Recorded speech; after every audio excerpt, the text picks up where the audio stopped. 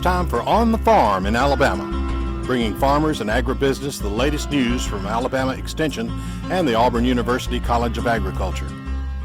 Now here's your host, Alabama Extension Regional Agent, Eddie McGriff.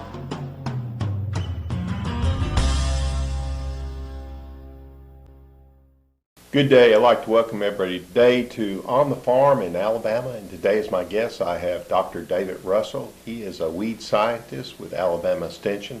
And David, we're right in the middle of burn down right now. Farmers getting ready to plant corn, then soybeans and cotton. Of course, one of our biggest weeds that we need to be concerned about is ryegrass. Yeah, that's right, Eddie. First of all, thank you for the invitation to be here. As we talk with farmers across the state, especially right now, ahead of corn planting, grasses are always our biggest concern. And for me as a weed scientist, that's kind of one of my biggest problems, is removing grasses out of grasses. And so when we talk about ryegrass, that's probably one of our bigger competitors when we're thinking about corn planting. It tends to germinate in the fall when temperatures get down around 59 degrees or so, and then we typically have a spring flush as well. And so depending on your management goals, we have the option to control it either in the fall early or in the spring ahead of our crops in burn down situations. When we talk about ryegrass, I hear a lot of farmers talk about Italian ryegrass, and then we have annual ryegrass, and there's a little bit of confusion. What's the difference between the two? So I don't know if I could speak exactly from the scientific literature, but the best of my knowledge, the best way I can describe it is, when I think of annual ryegrass, I think of the commercially available varieties like the Marshall that we often plant in forages. It comes up often in a uniform stand, versus the Italian ryegrass that we often hear as the biggest competitor in row crops. I like to think of those as those big clumps that are often competitive this time of year. Those germinate in the fall, which is why we see the big clumps in the spring, and those are more difficult to control because of how robust those plants are. And because of the aggressive growth and because of those big clumps and the aggressive root structure of those plants, it tends to metabolize a lot of the herbicides that we treat it with, and therefore you increase your chances for herbicide resistance, and it often will continue to grow even after tillage and after single applications of herbicides. It's just really robust, big robust plants, and I think it's a genetic mutation between the annual. It's still technically a true annual, but just the morphological characteristics and its plant physiology just is much more robust than the typical commercial varieties that we often see. Well, I guess the $64,000 question would be, what do we need to do to control this volunteer ryegrass, Italian ryegrass, that causes us so much problems in our crops? Yeah, good question. It's case by case and farm by farm dependent, and going back to the producer's goals. When we think about fall applications, when we think about weed control, it's often best to treat that when they're small and actively growing, or even better to get ahead of it before it even germinates, and that's with a pre-emergence in the fall prior to germination. Now, this doesn't fit every farm, but you could go out in the fall prior to germination with something like Dual, the S-metolachlor products, but then that would leave you a winter fallow field. And so if you've got steep terrain and rolling topography, that may not be the best option because you're going to have bare grounds throughout the winter. And to minimize erosion, that may not be a problem. But if your farms are conducive for this and they're a little more flat, that may be an option to get ahead of any of these germinating seeds in the fall.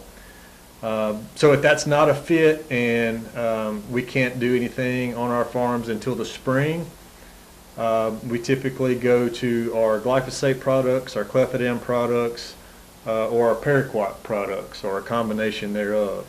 And again, spraying when it's early and actively growing, we tend to get the best control. But it's really difficult to time the weather to get equipment in the field. And so if we see a window in the month of February or early March, especially in the northern half of Alabama, Roundup typically does really well. The paraquat products do really well.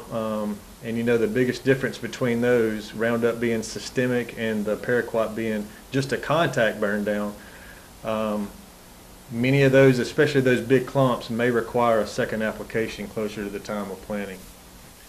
So many of our growers want to use Roundup or glyphosate, and also clethodim, which is under the trademarks, numerous trademarks, Select, Arrow. Yeah. And when you're planting corn, we need to think about our plant back time also with this. Yeah, that's right. Specifically with clethodim. Clethodim is a systemic herbicide, much like glyphosate. It has to get into the leaf and the foliar system of the plant to be able to work. And typically in those cooler months through February, March, it is slow just because of the growth nature of the grass and just the way that herbicide is designed to work. So it may take just a single clethodim product application may take 4 or 5 weeks before we can even see any symptomology to indicate that it's even working. Don't give up. You know, if you do make a timely application with just the clethodim products, it very well may be working. But if you find yourself within 2 or 3 weeks prior to planting corn, you may have to go back to that gramoxone or that gramoxone atrazine ahead of corn to make a really good burn down. But you mentioned the plant back restriction. That there is a plant back restriction of 30 days with clethodim ahead of corn. Obviously that's a little bit different if you're trying to kill a volunteer stand, but we want to stay by that label requirement, and we want to make sure that the ryegrass is effectively killed prior to any corn seed going in the ground. We don't want that competition there. I guess finally we need to talk about if you're right on planting and you still see that you haven't done a good job controlling your ryegrass, paraquat, and then depending on the crop, if your corn, maybe paraquat and atrazine. If your soybeans, paraquat and metribuzin. If your cotton, paraquat and Carmex or Diaron. That's right. These materials will really enhance the control of ryegrass. It sure will. You're exactly right. Especially when we think of these big clumps that are really competitive. You know, we often think of a paraquat application just burning it down and burning the top growth, but there's a lot of green that is going to recover from in that base. And so the addition of that group 5 chemistry, like Eddie mentioned, Diuron, the metribuzin, the atrazine, tends to allow that herbicide to absorb into the leaf material better, kind of slows down that burn for a more effective kill. And so if you find yourself within just a week or 2 ahead of corn planting, that is a really good fallback option if we're just trying to kill everything and all that competition right before planting. All right, I want to thank David for being with us today on the farm, everybody for tuning in.